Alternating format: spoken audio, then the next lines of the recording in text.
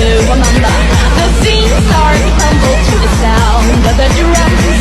Oh boy, there ain't no need to fight a silent ring. It ain't no big thing, just show her a little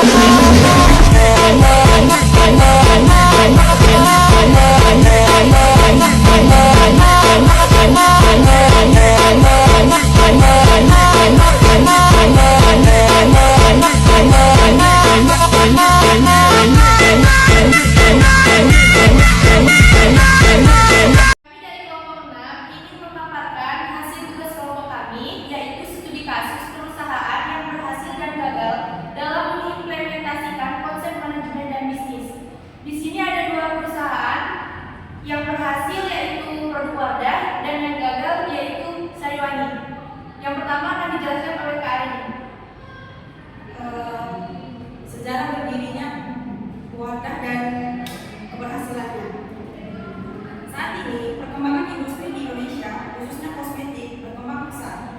Jumlah penduduk Indonesia yang berjumlah sekitar 250 jiwa menjadikan Indonesia bangsa pasar yang menggiurkan bagi perusahaan kosmetik. Hal tersebut dikarenakan industri kosmetik tidak hanya mendidik segmentasikan pasar wanita tetapi juga pria. Pada tahun 2015, kosmetik Wardah ditetapkan sebagai kosmetik yang paling populer di Indonesia dengan presentasi yang cukup besar, yakni 37,8% dari 1.183 responden di 20 kota. Dibandingkan dengan pesaing yang paling dekat, yaitu hanya 10,1%. PT Paragon Teknologi and Innovation berdiri pada tanggal 28 Februari 1985 dengan nama awal PT Pusaka Tradisi Ibu. Pada tahun 2011, perusahaan ini baru berganti nama menjadi PT Paragon Teknologi and Innovation. Perusahaan ini didirikan oleh pasangan suami istri Dr. Anus Haji Subakat Haji MSD dan Dr. Haja Nurhayati Subakat. PTI yang masa itu hanya memproduksi produk perawatan rambut dengan merek EGA yang dipasarkan di salon-salon. Kemudian PTI memproduksi produk lagi dengan merek Putri yang sampai sekarang masih diproduksi.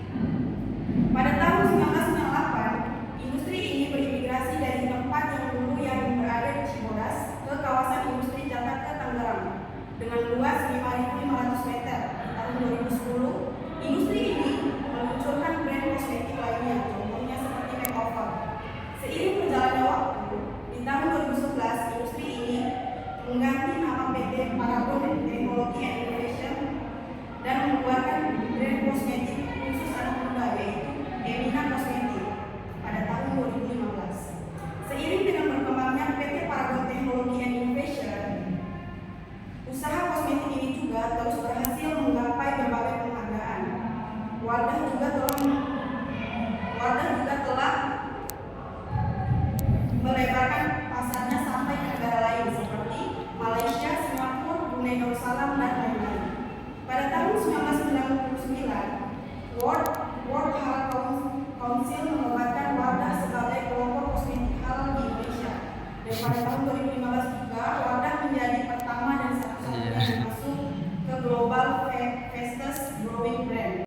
Tujuan perusahaan seperti yang dituliskan sidonews.com, Nurhayati Subakat selaku pemilik produk Wardah menuturkan bahwa yang mendasari PTI untuk terus dapat berkembang hingga saat ini adalah keyakinannya bahwa PTI dapat menjadi perusahaan yang bermanfaat bagi orang lain. Dengan filosofi ini, produk tidak hanya akan menjadi sebuah brand skincare dan kosmetik terbuka di Indonesia. Lebih dari itu, Wardah memiliki komitmen untuk memaknai kehadirannya di tengah masyarakat melalui kepedulian, semangat untuk berbagi dan berbagai kontribusi dengan melakukan upaya-upaya mewujudkan kesejahteraan sosial. Faktor-faktor yang membuat Wardah bisa sukses ialah strategi marketing pasar yang oke, teknik promosi yang bagus, produknya gampang diakses, dan harga yang terjangkau serta program sesuai dengan Indonesia. PT Paragon Teknologi and Innovation berhasil meraih beberapa penghargaan bergengsi diantaranya: 1.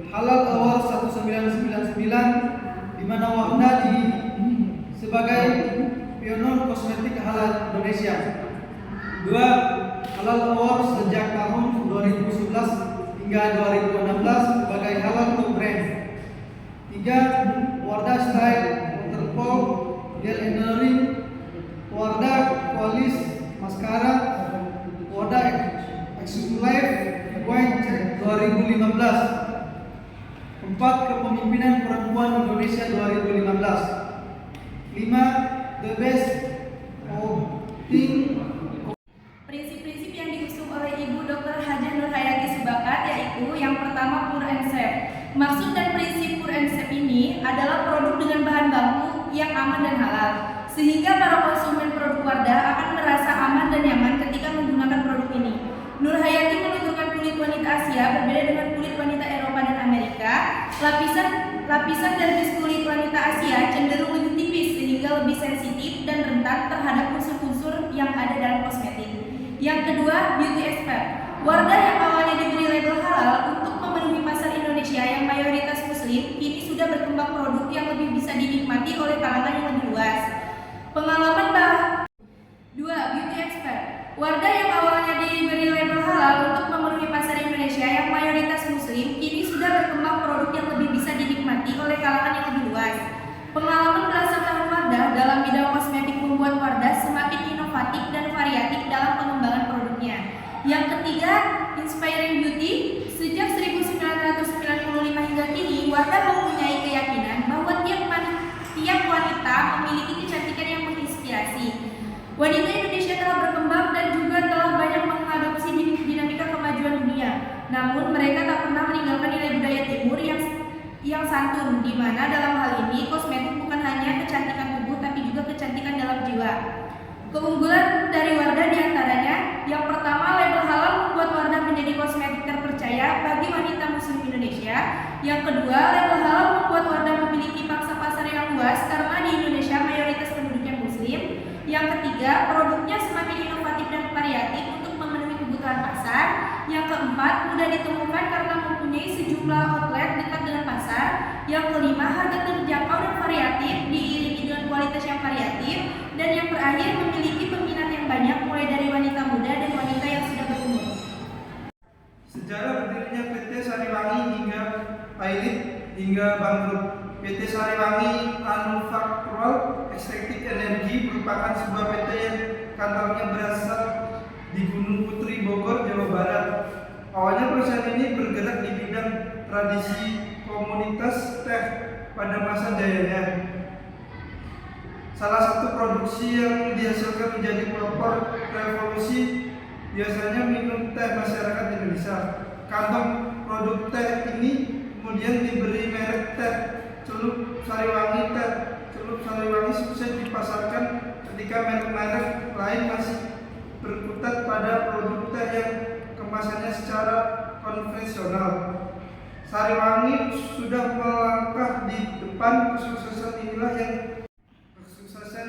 yang menggoda Unilever untuk mengkonsumsi produksi dan brand teh Celup Sariwangi pada 1989. Setelah produk teh Celup Sariwangi diakuisisi, PT Sariwangi tetap melanjutkan bisnisnya sebagai perusahaan yang bergerak di bidang tradisi, produksi, dan pengemasan teh. Sariwangi masih menjual produk teh dengan merek Sariwangi Teh Asli, Sariwangi Teh Wangi Melati, Sariwangi Teh Hijau Asli, Sariwangi Black Silicon, dan lain-lain. Penjualan perusahaan ini pernah menempuh 4.600 ton teh per tahun. Namun sejak tahun 2015, PT Sariwangi Manufactural Extractive Energy bersama perusahaan afiliatas PT Maskapai Perkebunan Indonesia Sumber Watung didera kesulitan. Dua perusahaan ini terjerat utang hingga 1,5 triliun ke seluruh kreditur. Salah satu penyebab dua perusahaan ini mengalami kesulitan keuangan dan gagasan investasi untuk meninggalkan produksi perkebunan. Penyebab kebangkrutan PT Sariwangi dan analisis dengan menggunakan teori Gold Safety.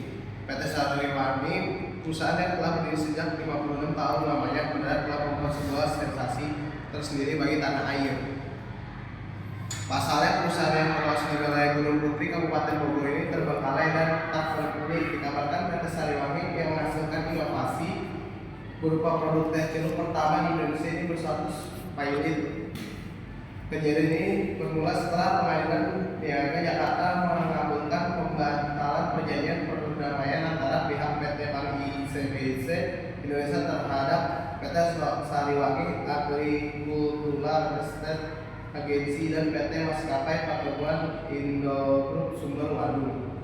Pada tahun 2016, tepatnya pada tanggal 17 Oktober, Majelis Hakim Pengadilan Niaga Jakarta Pusat mengabulkan permohonan pembatalan homologi dan dari salah satu kreditur yakni PT Bank ICBC Indonesia terhadap Sariwangi Agricultural Estate Agency dan Maskapai Perkebunan Indo Sumber Waduh.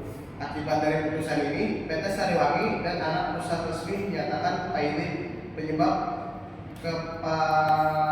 kepalitan PT Sariwangi adalah perusahaan sudah menginvestasikan modalnya untuk pembuatan sistem drainase untuk penyerahan air. Namun hasil yang diharapkan tidak sesuai yang didapatkan. Di antara para direktur ini terdapat 5 bank yang melayangkan tagihannya seperti PT HSBC Indonesia, PT Bank ICBC Indonesia, PT Bank Rabobank Internasional Indonesia, PT Bank Panin Indonesia, TBK, dan PT Bank Komowil. Walaupun PT Sariwangi telah dinyatakan tetapi produk teh Sariwangi tetap akan diproduksi. Hal ini dikabarkan langsung melalui akun Facebook Unilever. Dalam siaran pers tersebut dijelaskan bahwa Unilever bukan pemilik brand dari teh Sariwangi. Selain itu, Unilever tak ada PT-nya dengan PT Sariwangi AEA dan PT MPISW. Unilever juga menyebut kalau PT Sariwangi AEA pernah menjadi rekanan usaha untuk memproduksi teh Sariwangi, namun sudah tidak lagi. Selain hal itu, di balik cerita bangkrutnya PT Sariwangi terdapat pelajaran yang dapat diambil tentang bagaimana suatu instansi harus berhati-hati dalam mengelola keuangan terhadap suatu hal yang bernilai besar. Walaupun punya modal dalam jumlah banyak, juga harus mempunyai cadangan yang memadai untuk menutup kerugian. Dan berikut itulah contoh kebangkrutan PT Sariwangi. Dan sekian dari kelompok kami, kurang lebihnya mohon maaf. Terima kasih. Wassalamualaikum warahmatullahi